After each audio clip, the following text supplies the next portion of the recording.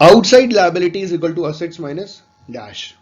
तो ये एक फॉर्मूला है, ऑप्शन है कैपिटल, कैश, क्रेडिटर्स और बिल्स पेबल्स। तो इसका जो सही आंसर है वो है outside liability is equal to assets minus capital. ठीक है, अगला क्वेश्चन हमारे से, at what price you record the goods in accounting. ठीक है, ऑप्शन है on real price, on nominal price, on financial price, none of these. तो इसका सही आंसर है on real price. Real price का मतलब ये होता है कि कोई भी चीज आपने जितने रुपए में अक्वायर किया है, जितने रुपए में आपने खरीदा है, दैट इज रियल प्राइस। ठीक है, अगर आपने कोई काम करा है और आपने जितना उसको लेबर पे किया, इररिस्पेक्टिव कितना बनता है, आपने जितना भी पे किया, इट्स अ रियल प्राइस। अगर आपने कोई मशीनरी मार्केट प्राइस पे खरीदी और उस टाइम मान लीजिए मार्केट में इन्फ्लेशन था, तो वो उसकी रियल प्राइस थी। आप बात समझ रहे हैं? तो रियल प्राइस का मतलब एक्चुअली में आपने जितना पे किया और खरीदा। तो यहां पे इन्होंने बोला है कि eight what price you record the goods in accounting. Inflation था, चीजें बड़ी महंगी हो गई थी, तो आप जितने में खरीद के लाए तो आप वही रियल प्राइस में आप एंट्री करेंगे ना। तो दिस इज रियल प्राइस। अगला क्वेश्चन है, the father of double entry system, लूका पेसियुली, क्या नाम है, वाह, वॉज एन इनहैबिटेंट ऑफ। जो फादर थे डबल एंट्री सिस्टम के, वो एक हिसाब से बहुत बड़े मैथमेटिशियन थे। ठीक है, उनका नाम था लूका पेसियुली। जो इनहैबिटेंट थे कहां के, ऑप्शन है इटली, फ्रांस, अमेरिका और ब्रिटेन। तो आपको जानकारी होगी कि लूका पेसियुली जो इनहैबिटेंट थे वो इटली के थे। तो अकाउंटेंसी की जो शुरुआत हुई थी, डबल एंट्री सिस्टम की जो शुरुआत हुई थी, वो इटली से शुरुआत हुई थी। ठीक है, अगला क्वेश्चन हमारे पास है, accounting is also defined as an information system because. तो ऑप्शन है हमारे पास, मतलब क्वेश्चन है कि अकाउंटिंग को हम इंफॉर्मेशन सिस्टम भी डिफाइन करते हैं, बोलते हैं। क्यों बोलते हैं, ऑप्शन देख लेते हैं। तो पहला ऑप्शन है, the function of accounting is to provide quantitative information primary financial in nature about economic entities. ठीक है, दूसरा ऑप्शन है हमारे पास, every system is information system, जरूरी थोड़ी ऐसा हो। तीसरा है, anyone can get required information from accounting, okay. और लास्ट वाला ऑप्शन है नन ऑफ द अबव। तो इसका जो सही आंसर होगा, देखिए एक बार क्वेश्चन ध्यान से समझिएगा कि accounting is also defined as an information system because. Accounting को हम इंफॉर्मेशन सिस्टम कहते हैं, क्यों? क्योंकि इसका सही आंसर है पहला। देखिए कैसे, क्योंकि the function of accounting is to provide quantitative information primarily financial in nature about economic entities. ठीक है, तो जो अकाउंटिंग का फंक्शन है वो क्वांटिटेटिव इंफॉर्मेशन जो बेसिकली फाइनेंशियल नेचर का होता है और इकोनॉमिक एंटिटीज के लिए होता है। इसीलिए अकाउंटिंग को डिफाइन किया जाता है इंफॉर्मेशन सिस्टम, क्योंकि अकाउंटिंग इकोनॉमिक एंटिटीज का फाइनेंशियल नेचर का जो भी प्राइमरी ट्रांजैक्शन होता है उसे क्वांटिटेटिव फॉर्म में रिकॉर्ड करके बताता है। होपफुली आपको समझ में आ गया होगा, नहीं आया एक बार फिर से रिवाइंड करके सुन लीजिएगा, आपको समझ में आ जाएगा। और नहीं आता तो प्लीज आप कमेंट जरूर कीजिएगा, मैं वहां एक्सप्लेन जरूर करूंगा आपको। ठीक है, अगला question, what are the important objectives of accounting. Accounting के इंपॉर्टेंट ऑब्जेक्टिव्स क्या होते हैं? तो हमारे पास चार ऑप्शन है। पहला है to maintain records of business, दूसरा है to make information available to various groups and users, और तीसरा ऑप्शन है हमारे पास डिपिक्शन ऑफ फाइनेंशियल पोजीशन, और चौथा ऑप्शन है हमारे पास ऑल ऑफ दीज। तो जो ऑब्जेक्टिव है अकाउंटिंग का वो ऑल ऑफ दीज है, मतलब वो सारा का सारा है, ताकि हम अकाउंटिंग रिकॉर्ड्स बिजनेस का मेंटेन कर सके, ताकि हम इंफॉर्मेशन जो हमें अवेलेबल है, मतलब हमारे पास है, उसे हम अलग अलग ग्रुप्स को अवेलेबल करा सकें। जैसे टैक्स भरना है तो गवर्नमेंट को बताना पड़ेगा, कहीं से उधार लेना है तो लेंडर्स को बताना पड़ेगा। ठीक है, तो इन्वेस्टर्स को अपनी इंफॉर्मेशन देनी पड़ेगी ताकि वो हमारे बिजनेस में इन्वेस्ट कर सकें। और अकाउंटिंग का जो अगला इंपॉर्टेंस है वो ये डिपिक्शन ऑफ फाइनेंशियल पोजीशन। तो बिजनेस का जो फाइनेंशियल पोजीशन है उसको प्रॉपर तरीके से बताता है, डिपिक्ट करता है। ठीक है, अगला क्वेश्चन हमारे पास है, wages are paid by company is और अ। देखिए वेजेस और सैलरीज दो चीजें होती है। ठीक है, वेजेस वो होता है जो फिजिकल काम करने वालों को मिलता है, इससे कोई फर्क नहीं पड़ता कि आपको हर रोज मिल रहा है, हर हफ्ते मिल रहा है, हर 15 दिन पे मिल रहा है या हर महीने मिल रहा है। तो वेजेस के लिए बस एक ही बात यह है कि अगर आप कोई फिजिकल काम करते हो तो आपको वेजेस मिलेगा। सैलरीज उनको मिलता है जो मेंटल काम करते हैं। अगर आप पूछे सर टीचर्स को क्या मिलता है, तो देखिए टीचर्स एम्प्लॉइज नहीं है, एम्प्लॉइज को सैलरीज और वेजेस मिलता है। टीचर्स जो होते हैं या डॉक्टर्स जो होते हैं वो मेंटल काम करते हैं, लेकिन they are not employees, they are professional people. तो प्रोफेशनल पीपल अपने फीस चार्ज करते हैं। तो होपफुली आपको आइडिया लग गया होगा कि वेजेस फिजिकल काम करने वाले को मिलता है, सैलरीज मेंटल काम करने वाले को मिलता है। तो एम्प्लॉइज की ये दो कैटेगरीज होती है। इन्होंने बोला wages is paid by the company is और अ। वेजेस जो कंपनी देती है वो ट्रांजेक्शन होता है या इवेंट होता है, या ट्रांजेक्शन इवेंट दोनों होता है, या इन दोनों में से कोई नहीं होता। तो इस क्वेश्चन का सही जवाब है इट्स अ ट्रांजेक्शन। मैंने बताया अभी थोड़ी देर पहले, गुड्स या सर्विस के बदले में अगर आप पैसा पे कर रहे हो तो उसे हम क्या बोलेंगे, ट्रांजेक्शन बोलेंगे। ट्रांजेक्शन में एक तरफ से गुड्स लेते हैं, दूसरे तरफ से पैसा मिलता है, एक तरफ से सर्विस देते हैं, दूसरे तरफ से पैसा मिलता है, तो इट्स अ ट्रांजेक्शन। तो वेजेस जो पे किया जा रहा है वो ट्रांजेक्शन है, सैलरी जो पे किया जा रहा है ट्रांजेक्शन है, ये सारी चीजें ट्रांजेक्शन होती हैं। कोई डाउट हो कमेंट कर सकते हैं, मैं आपको एक्सप्लेन जरूर करूंगा। अगला क्वेश्चन है हमारे पास, the problems related to price rise are handled by. जो प्रॉब्लम है which is related to price rise is handled by management. जैसे प्राइसेस बढ़ जाती है ना, इन्फ्लेशन आ जाता है, चीजों के रेट बढ़ गए, तो प्राइस राइज की जो प्रॉब्लम है वो कौन हैंडल करता है, management accounting, cost accounting, social responsibility accounting या इन्फ्लेशन अकाउंटिंग। देखिए अभी मैंने क्या बोला, इन्फ्लेशन। प्राइस राइज मतलब इन्फ्लेशन, तो इसको कौन हैंडल करेगा, ये इन्फ्लेशन अकाउंटिंग होती है जो प्राइस राइज की प्रॉब्लम को सॉर्ट करती है। ठीक है, अगला क्वेश्चन है book keeping means. Book keeping का मतलब क्या होता है, तो बुक कीपिंग का मतलब ऑप्शन है हमारे पास, अरेंजिंग ऑफ बुक्स इन अलमीरा। अरे वाह, ये तो सब करते हैं। ठीक, अगला कीपिंग बुक्स, अपने पास बुक रखना, ये भी सब करते हैं, ये तो बच्चे बच्चे सब करते हैं। ठीक है, जरूरी थोड़ी है कि अगर आप बुक अलमीरा में रख रहे हो तो वो बुक कीपिंग हो गया, कीपिंग बुक्स। तीसरा keeping the records of business transactions in books. ठीक है, और चौथा है ऑल ऑफ दीज। भैया इसका सही जवाब है keeping the records of business transactions in books. तो बुक कीपिंग का मतलब क्या होता है कि एक आपके पास छोटी सी किताब होती है, कॉपी होती है, जिसमें मतलब नोटबुक होता है जिसमें आप बिजनेस के सारे ट्रांजेक्शंस रिकॉर्ड करते हो, जिसके बेसिस पे जर्नल एंट्रीज होती हैं। ठीक है, किसी से पैसे लिए कितने, और वो भी क्रोनोलॉजिकल ऑर्डर में होता है। ठीक है, तो book keeping means keeping the records of business transactions in books. ठीक है, first question is expenditures related to an item of fixed asset resulting in increase in future benefits from the existing assets beyond its previously assessed standard of performance should be। मतलब मैं question धीरे से repeat करता हूं, मतलब धीरे slowly repeat करता हूं, फिर इसको हिंदी में समझाऊंगा आपको। ठीक है, क्वेश्चन कह रहा है कि जो एक्सपेंडिचर है related to an item of fixed assets, fixed assets से रिलेटेड एक एक्सपेंडिचर है जिससे रिजल्ट ये हो रहा है कि उस फिक्स्ड एसेट्स के फ्यूचर बेनिफिट्स बढ़ जा रहे हैं, जो भी उसका अभी स्टैंडर्ड है। ठीक है, तो ऐसे खर्चे को क्या कहेंगे, एग्जांपल के तौर पे समझिएगा कि मान लीजिए आपके पास एक फिक्स्ड एसेट्स में एक बिल्डिंग है जिसमें आप कुछ खर्चा कर रहे हैं, उसमें एक फ्लोर बढ़ा दे रहे हैं। ठीक है, पूरा का पूरा आपने एक फ्लोर इंक्रीज कर दिया, ऊपर एक माला बढ़ा दिया। ठीक है, तो जब आपने एक फ्लोर इंक्रीज कर दिया एक बिल्डिंग में, तो जाहिर सी बात है वो फिक्स्ड एसेट्स में जब आपने एक एक्सपेंडिचर किया है तो फ्यूचर में उससे आपको एडिशनल बेनिफिट मिलेगा। ठीक है, तो ये खर्चे को हम बोलते क्या हैं, तो पहला ऑप्शन है, ये खर्चे मतलब कहां जाएंगे, पहला ऑप्शन है added to its book value, दूसरा ऑप्शन है charge to its profit and loss account, third option है इग्नोर, काहे करेंगे इग्नोर, और चौथा है नन ऑफ द अबव। तो देखिए इग्नोर तो हम कर नहीं सकते, तो तीसरा ऑप्शन सीधा सीधा गलत हो गया। Charge to profit and loss account, देखिए जब भी फिक्स्ड एसेट्स में जब भी हम कोई एक्सपेंडिचर करते हैं, और ऐसा कोई एक्सपेंडिचर जो कैपिटल नेचर का होता है जिससे फ्यूचर में वो असेट आपको और अच्छा रिटर्न देना शुरू कर दे, तो प्रॉफिट एंड लॉस अकाउंट में ऐसे खर्चे नहीं जाते। ठीक है, तो जब ये दो नहीं है तो ऊपर वाला ऑप्शन जो पहला ऑप्शन है that is added to its book value, बिल्कुल सही जवाब, added to its book value.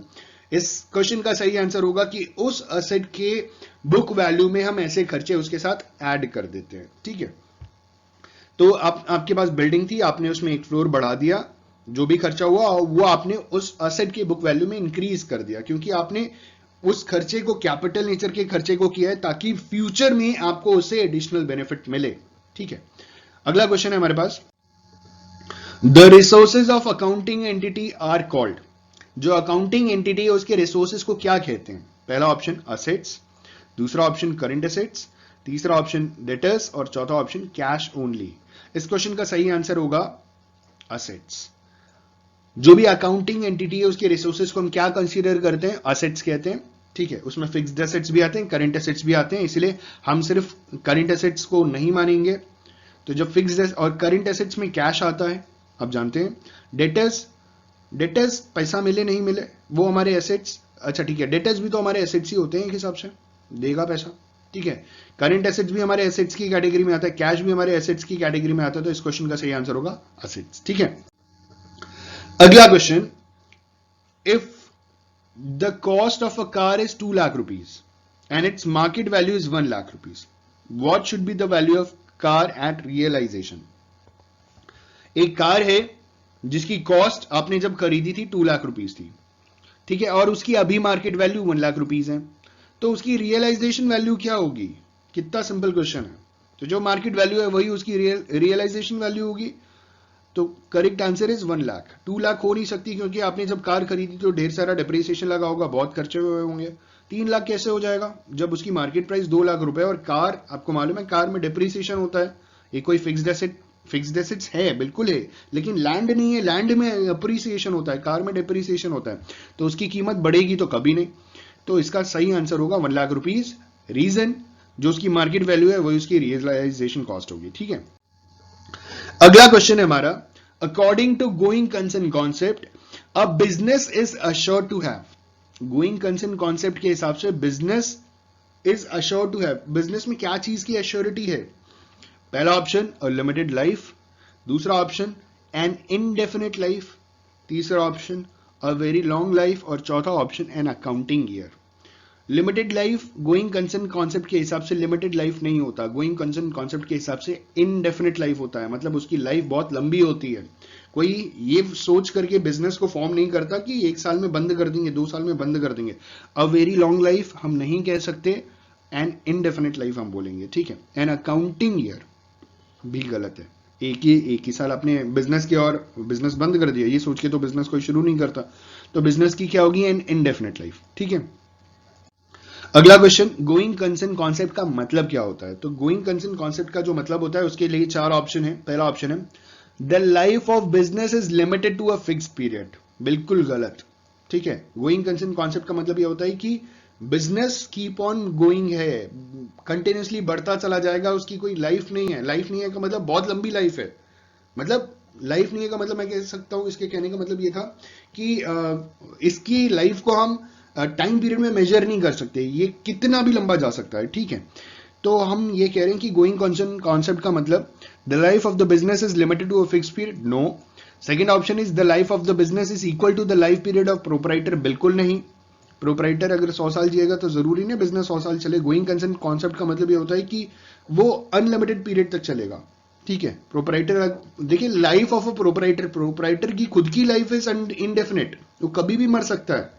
ठीक है, हर किसी को मरना है, डेट और टाइम नहीं मालूम, तो प्रोपराइटर तो कभी भी मर सकता है। तो गोइंग कंसर्न कॉन्सेप्ट का मतलब ये नहीं होता कि प्रोपराइटर की क्या लाइफ है उस हिसाब से। तीसरा ऑप्शन है the life of the business is unlimited and is not dependent on the life of proprietor, बिल्कुल सही जवाब। ठीक है, जो बिजनेस है उसकी लाइफ अनलिमिटेड है और बिजनेस की लाइफ अब उसके प्रोपराइटर की लाइफ के ऊपर डिपेंडेंट नहीं है, तो इस क्वेश्चन का सही आंसर होगा सी। ठीक है, होपफुली आपको समझ में आ रहा होगा ये क्वेश्चन। अगला क्वेश्चन है हमारा, accounting rules, practices and convention should not change from one year to another as per the। जो अकाउंटिंग रूल्स है, अकाउंटिंग प्रैक्टिसेस है और अकाउंटिंग कन्वेंशन है, वो चेंज नहीं होना चाहिए पिछले साल के अकॉर्डिंग। मतलब पिछले साल आपने कुछ और accounting rules, practices, convention use किए, इस साल आपने कुछ और यूज करना शुरू कर दिया, तो ये चीजें चेंज नहीं होनी चाहिए। तो ये कौन से कन्वेंशन के अंडर आता है, तो हमारे पास 4 कन्वेंशन हैं। पहला कन्वेंशन ऑप्शन है हमारा कन्वेंशन ऑफ कंसिस्टेंसी, दूसरा ऑप्शन है कन्वेंशन ऑफ फुल डिस्क्लोजर, तीसरा है ऑप्शन कन्वेंशन ऑफ कंजर्वेटिज्म, चौथा है कन्वेंशन ऑफ मटीरियलिटी। तो इस क्वेश्चन का सही जवाब है कन्वेंशन ऑफ कंसिस्टेंसी। हम consistently same rules, same practices, same conventions को फॉलो करें। ठीक है, तो convention of consistency is the correct answer. Next question, an accounting convention which provides that when doubt choose the solution least likely to overstate assets and income is. Question कह रहा है कि एक अकाउंटिंग कन्वेंशन की बात कर रहे हैं। देखिए नीचे 4 अकाउंटिंग कन्वेंशंस दिए हैं। पहला अकाउंटिंग कन्वेंशन कंसिस्टेंसी का है, दूसरा अकाउंटिंग कन्वेंशन मटीरियलिटी का है, तीसरा कंजर्वेटिज्म है और चौथा कन्वेंशन ऑफ कंटिन्यूटी है। ठीक है, तो इन्होंने बोला कि एक अकाउंटिंग कन्वेंशन जो हमें ये प्रोवाइड कराता है कि अगर कहीं डाउट है, जैसे डाउटफुल डेट्स है, तो हमें क्या चीज चूज करने की जरूरत है। मतलब the solution least likely to overstate the assets and income is. तो इस क्वेश्चन का सही आंसर होगा कंजर्वेटिज्म। कंजर्वेटिज्म हमें ये कहता है कि अगर हमें कहीं लॉस होने वाला है तो उसे हम लेकर के चलें, लेकिन अगर कहीं से पैसा आने वाला है, कहीं प्रॉफिट होगा, तो हम उसे इंक्लूड नहीं करेंगे। ठीक है, तो इस क्वेश्चन का सही आंसर क्या होगा? Convention of conservatism. अगला क्वेश्चन है हमारा, window dressing is prohibited due to. Window dressing prohibit किया है क्यों? अलग अलग कन्वेंशन है। पहला कन्वेंशन हमारा कन्वेंशन ऑफ कंजर्वेटिज्म में प्रोहिबिट किया है, दूसरा ऑप्शन है हमारा कन्वेंशन ऑफ डिस्क्लोजर, तीसरा ऑप्शन है कन्वेंशन ऑफ मटीरियलिटी और चौथा है अक्रूवल कॉन्सेप्ट। तो इस क्वेश्चन का सही जवाब है कन्वेंशन ऑफ कंजर्वेटिज्म के अकॉर्डिंग ही हमें विंडो ड्रेसिंग प्रोहिबिट करने के लिए कहा गया है। ठीक है, अगला question, recording of capital contributed by the owner as liability insures the adherence of principle to ask.